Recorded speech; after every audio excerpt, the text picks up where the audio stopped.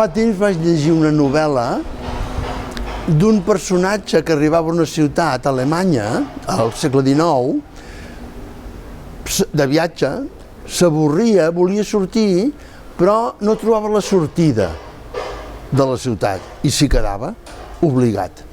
I això és el que fa Javier Montes Varados en Río. Ha d'anar a Rio per feina, per obligacions d'aquestes que tenim, i es troba atrapat en una ciutat que en el fons no li interessa.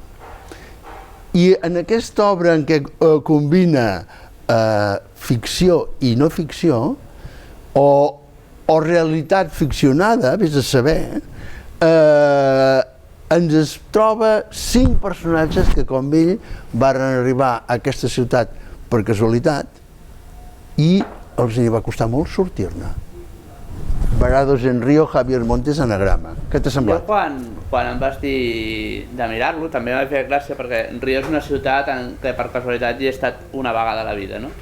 I al començar a llegir em va portar molts records de la meva estada a Rio. Penso que és un llibre que per un cantó parla d'aquestes 5 persones que són literàriament interessants, la Rosa Sacel, la Bishop, el Zweig en el seu pas final per allà, i el Manuel Puig, que jo el desconeixia per edat, no hi he entrat mai, i alhora que els va retratant amb la seva vida pública i la seva vida privada, perquè agafa els textos privats de cada un i els mostra, i els fa aquesta literatura comparada dels dos, em va retratant un país i una ciutat, és a dir, ho fa molt bé, explica com és de veritat Rio, una ciutat que no té res més que aquell paisatge que l'envolta i que això la fa bonica, però la ciutat en si és dura, és difícil, està molt partida per classes socials, i això t'ho va dient, i mentrestant vas coneixent tots aquests escriptors que o per amor